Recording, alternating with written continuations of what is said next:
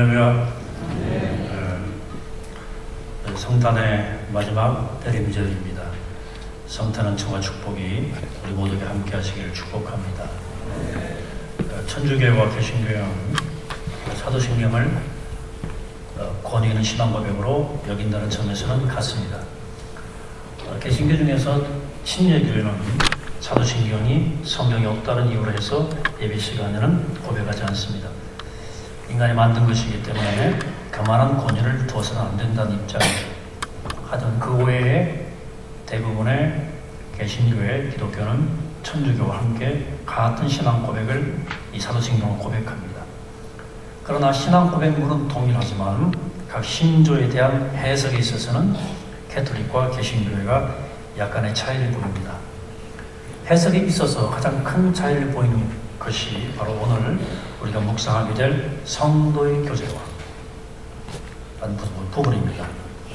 해석에 있어서도 각각 큰 차이가 나지만 우리말 번역에서부터 큰 차이가 납니다.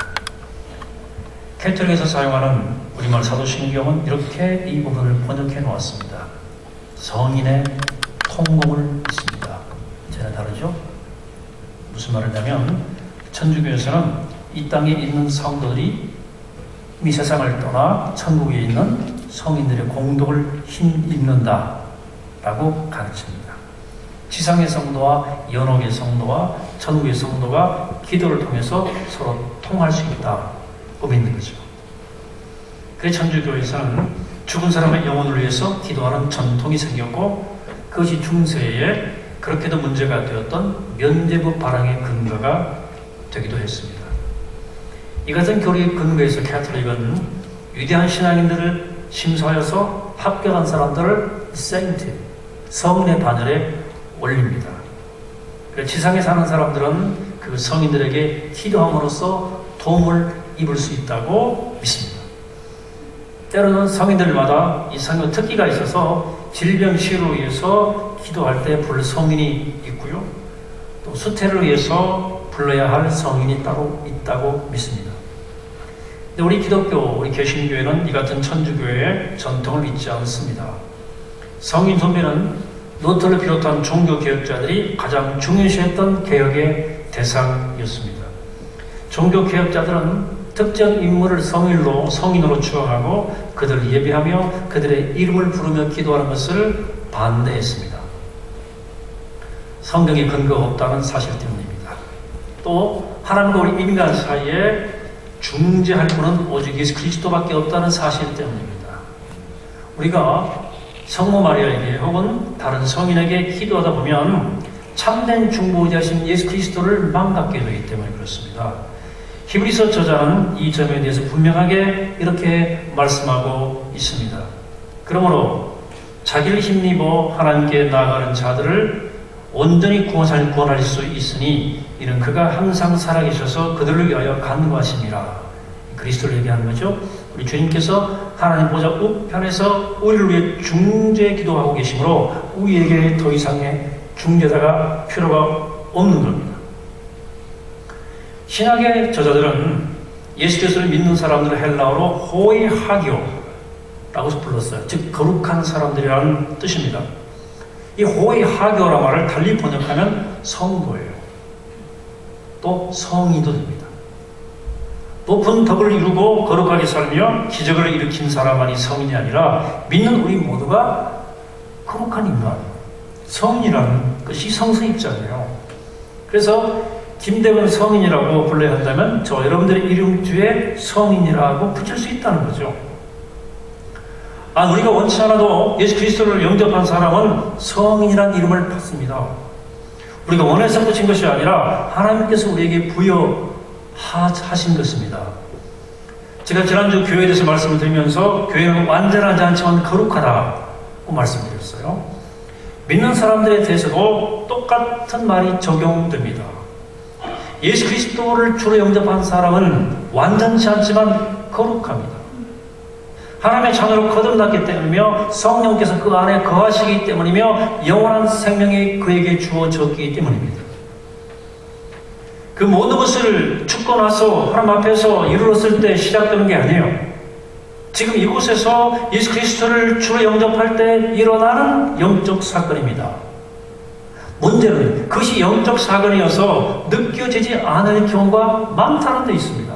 그렇기 때문에 믿지 못합니다. 믿다가도 자꾸 까먹습니다. 이미 내가 거룩한 존재가 되었는데 거룩하지 않다고 생각해요. 그래서 주님의 최고봉이라는 책을 쓴 오스왈드 챔버스가 이렇게 말했어요. 믿는 사람이 나는 세인트, 성인이 될 수 없어 라고 말한다면 그 사람은 거룩해지고 싶은 마음이 없거나 하나님을 무능한 존재로 여기거나 둘 중 하나다 했어요. 예수를 믿는 순간 우리가 아무리 연약해도 우리 안에 이미 거룩의 씨가 심겨져 거룩의 역사가 우리 인격 안에 시작된 거예요. 예수 그리스도를 영접하는 것은 마치 새 생명을 임신한 여인에 비유할 수 있겠습니다. 여인의 자궁에서 정자와 난자가 만나 수정이 되면 새 생명이 시작된 거죠. 그런데 이 새 생명이 시작되었는데도 엄마는 몇 주일 동안은 그 사실을 까마득히 모릅니다. 왜? 아무런 변화를 느끼지 못하기 때문에 그렇습니다. 하지만 또 몇 주일이 지나면 변화가 생기기 시작해요. 헛구역질도 나고 어지럽기도 하고 생뚱맞게 족발 먹고 싶다 그러고 막 이럽니다. 그러다가 또 몇 주일이 지나면 배가 쏙 불러와요. 또 얼마 지나지 않으면 얘가 노는 게 느껴집니다. 그리고 배가 남상하게 불러요. 마침내 새 생명을 낳고 품에 안는 기쁨을 누립니다. 예수 그리스도를 주님을 영접할 때 우리에게 일어난 일도 이와 유사합니다. 주님을 영접할 때 성령께서 우리 안에 거하십니다. 그분의 십자가의 공로로 우리의 죄를 해결받고 하나님의 자녀로 회복됩니다. 그리고 영원한 생명을 얻습니다. 그런데 그것이 처음에는 믿어지질 않아요. 예수 그리스도를 주로 영접하면 거듭난다고 하는데 그리고 분명히 주님을 영접한 것 같은데 거듭났다는 사실을 느낄 수가 없어요. 내가. 그래서 믿지 못합니다. 바로 이 지점에서 믿음이 필요한 거예요. 마치 몸에 아무 변화가 없지만 임신 테스트의 결과를 보고 내 몸속에 새 생명이 잉태되었구나라고 믿는 것처럼 하나님의 약속을 믿고 거듭났음을, 새 생명을 내가 얻었음을, 의롭다 인정받았음을, 그리고 성도, 성인이라는 이름이 주어졌음을 믿어야 됩니다. 그리고 매일 매 순간 그 사실을 기억하고 살아야 됩니다.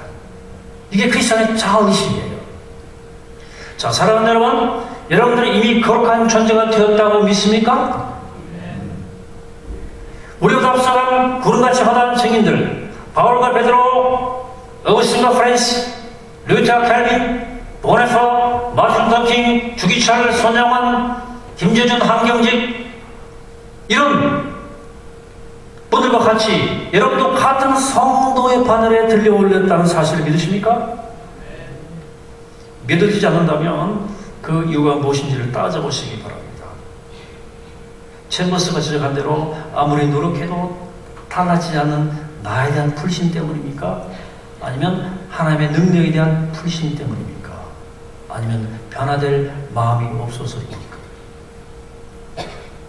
사실 믿지 않는 사람들 중에 많은 사람들이 변화되기 싫어서 하는 거예요. 이대로 그냥 살겠다는 거예요. 만약 지금 이대로 내 모습도 괜찮다고 생각한다면 여러분들은 거대한 착각에 빠져있는 사람입니다. 자신이 구제불능이라는 사실을 세상 사람들이 다 아는데 본인만 알지 못하는 경우가 있죠. 딱한 일이죠. 만약 지금 이대로 살아도 괜찮다고 생각한다면 그런 자신의 삶의 실상은 전혀 모르는 사람입니다. 깨워져야 해요. 또한 믿음이 만들어내는 새로운 삶이 어떤 것인지 모르는 사람입니다. 사랑하는 여러분, 부디 주의 성령께서 임하셔서 여러분들의 자신의 모습을 제대로 목격하고 예수 그리스도 앞에 결정적으로 무릎 꿇게 되기를 바랍니다. 그분이 약속하신 거룩의 비밀을 경험하게 되시길 바랍니다. 내 속에는 없었던 이 거룩의 씨앗, 이 영혼의 씨앗이 그리스도 안에서 내게 주어졌다는 사실을 믿고 기도하고 그렇게 간절히 사모하시기 위해 축복합니다. 이렇게 믿는 사람들에게는 가장 먼저 자신의 변화된 신분에 대한 믿음이 있어야 돼요. 내가 성인의 반열에 옳은 존재임을 알아야 됩니다. 근데 믿는 사람들이 거룩하다고 말하는 이유는 그 사람의 행한 어떤 일 때문이 아니라 그 사람에게 임한 하나님의 성령 때문입니다. 하지만 그것을 믿는 것만으로 끝나서는 안 됩니다. 제가 지난주에 이런 문구를 소개했죠. 우리는 완전하지 않습니다. 다만 용서받았을 뿐입니다. 그리고 이 문구가 믿는 사람들의 본질을 요약하기에 충분치 않다고 말씀을 드렸습니다.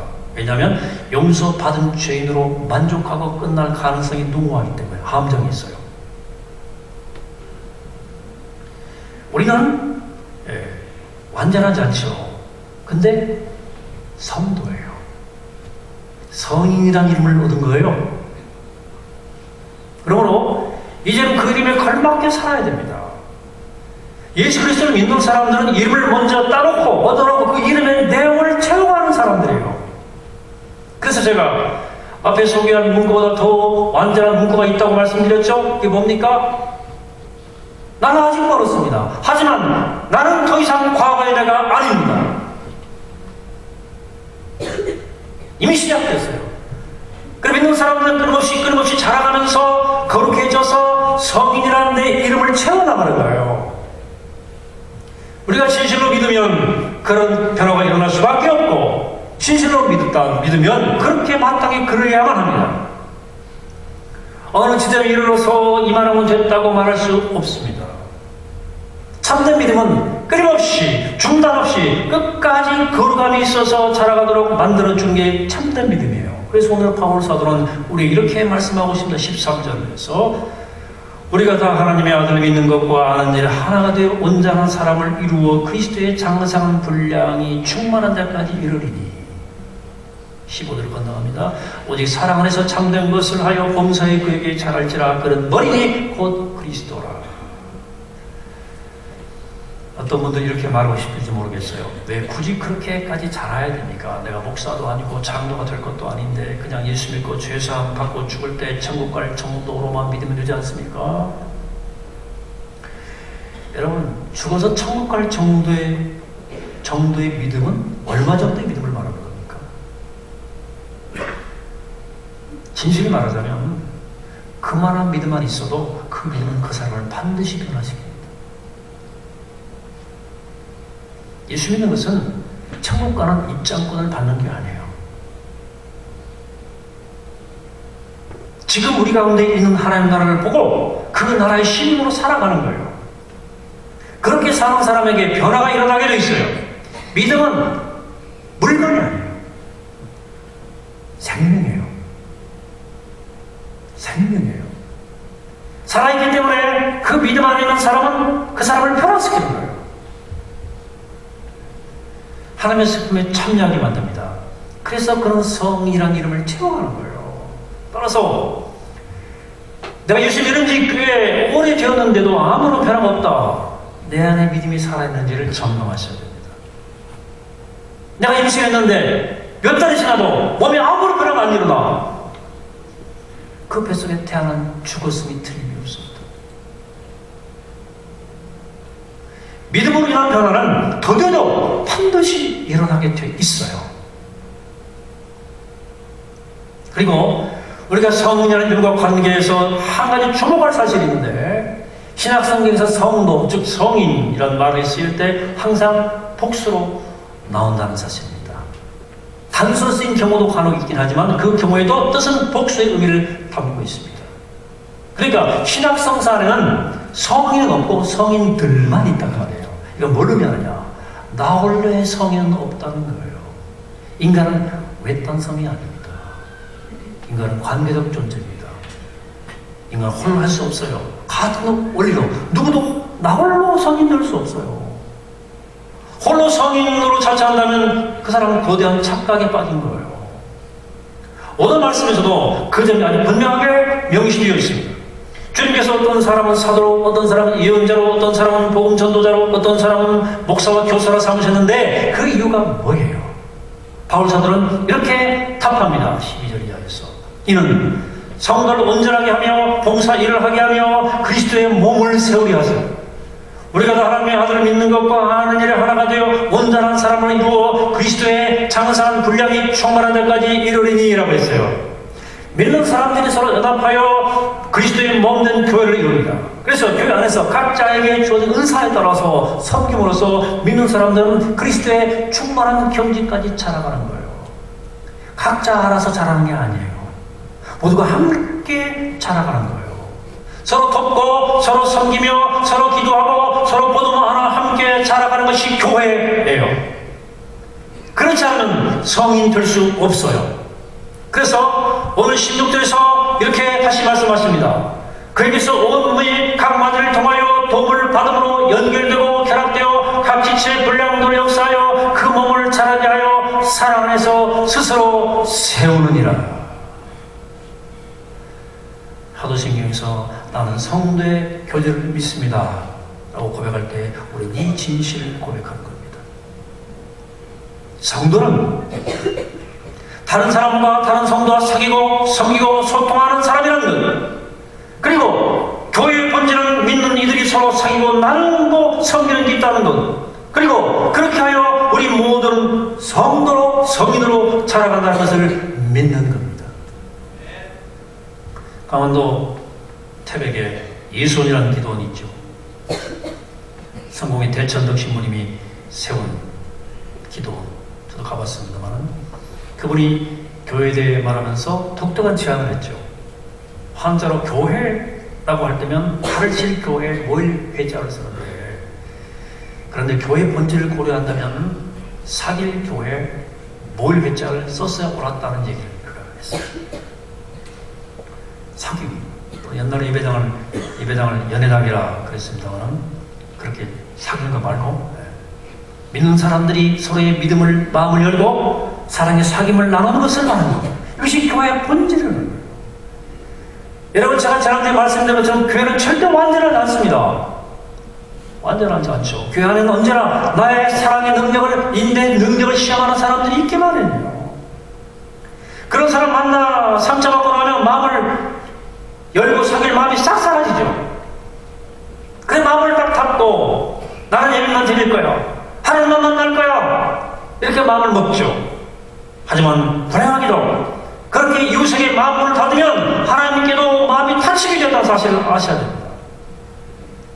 상처를 받더라도 마음을 열고 사귀어야만 하나님을 제대로 만날 수 있는 거예요. 어느 책에서 재미있는 문장을 봤는데 이런 문장이에요. 나는 예수가 아니었으면 상종할 수 없는 사람들을 교회에서 만난다 썼더라고요. 사실 이 말은 좀 문제가 있죠. 자기를 그렇게 높게 생각하는 교만이 깔려있고요, 다른 사람 하대하는 태도가 거기 깔려있죠.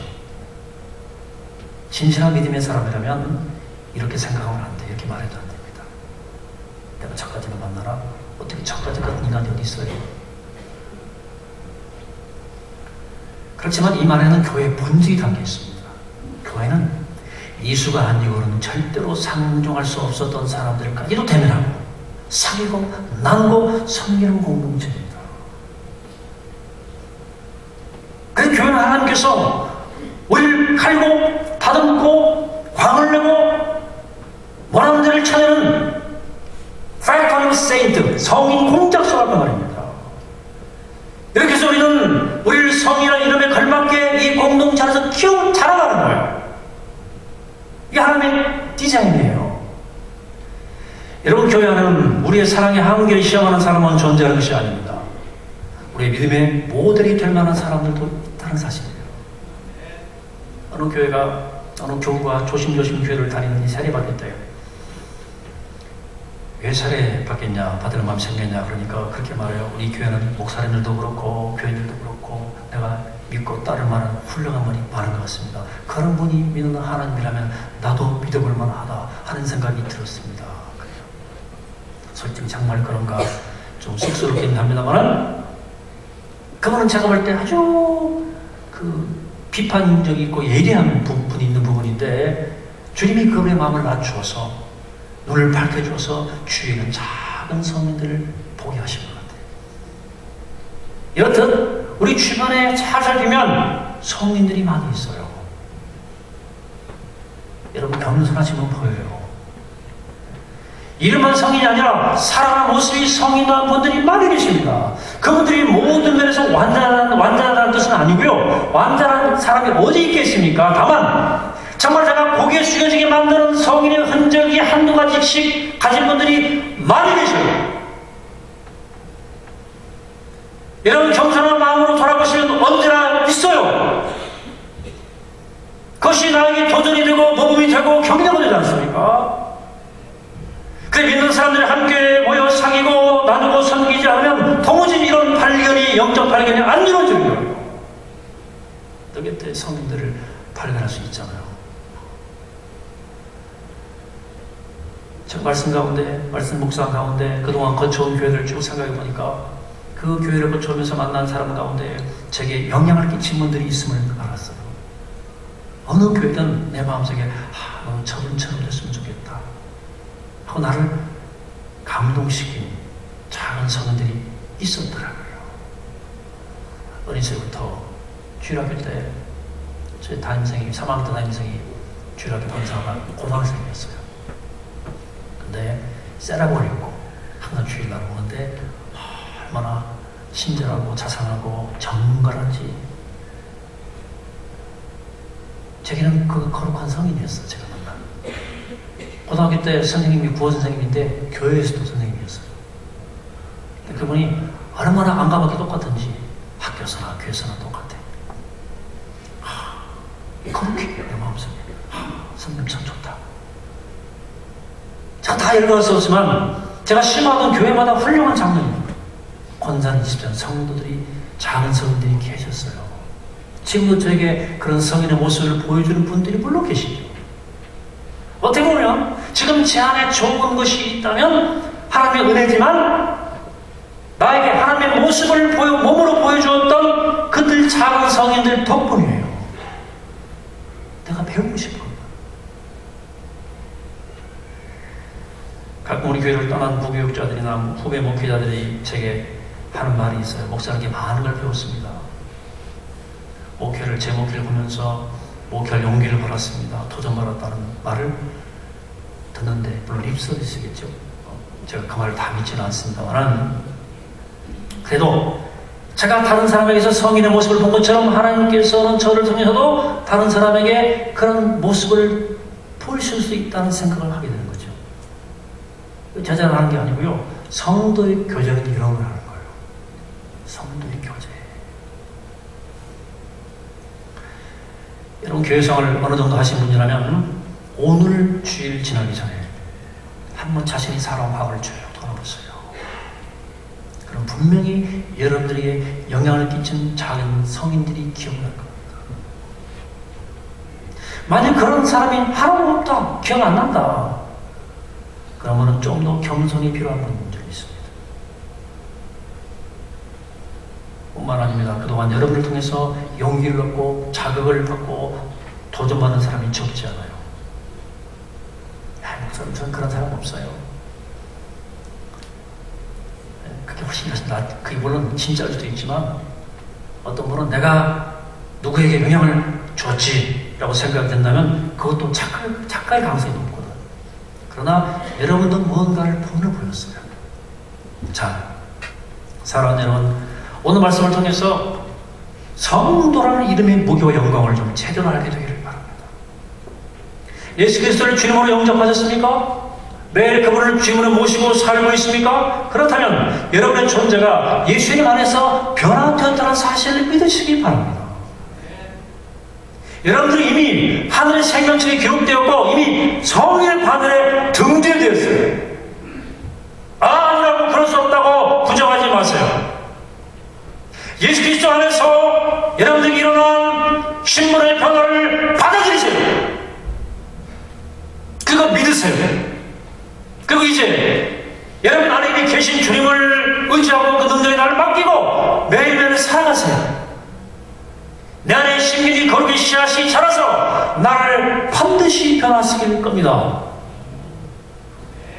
또 성인의 신분 변화에 만족하지 말고 성인다운 삶을 사모하고 살아가시게 되기를 바랍니다. 그러기 위해서는 우리에게는 성인들의 공동체가 필요합니다. 주님의 임재가 거하시는 거룩한 교회가 없이 나홀로 성인으로 자랄 수 없습니다. 그래서 우리는 성도의 교제를 믿습니다. 성도의 교제를 믿는 거예요. 그 고백을 하는 겁니다. 믿는 사람들이 서로 지체가 되어서 서로 사귀고 나누며 성김에 소통하며 온 몸의 지체가 함께 자라가는 것을 믿습니다. 서로 엮여 살아가며 그렇게 살아가는 동안에 부대끼며 우리끼리 몹시 작은 성인들을 보게 되고 그로 인해 나도 거룩함 안에서 발돋움하게 될 거고 또한 나 또한 누군가에게 작은 성인의 역할을 하게 될 거예요. 이게 교회예요.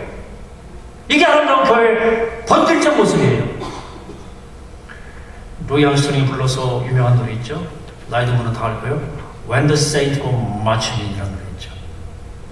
그 가사의 첫머리가 이렇게 시작되죠. 우리는 앞서간 사람들의 발걸음을 따라 걷고 있습니다.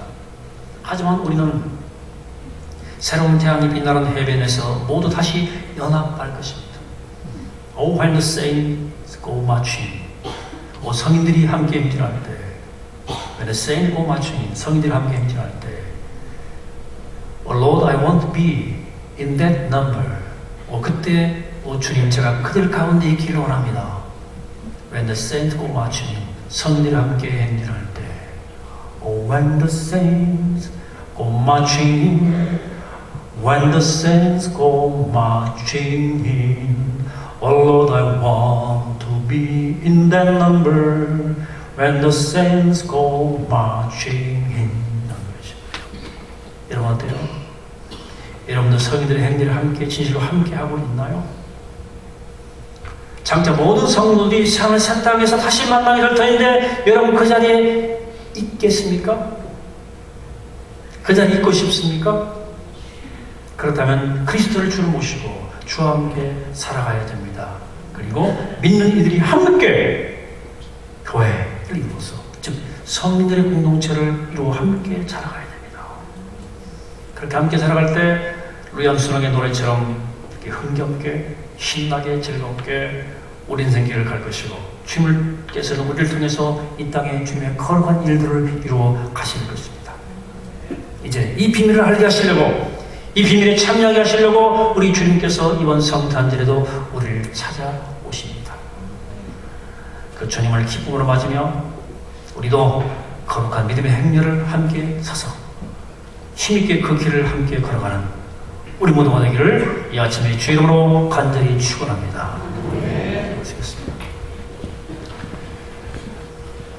거룩하신 아버지 하나님,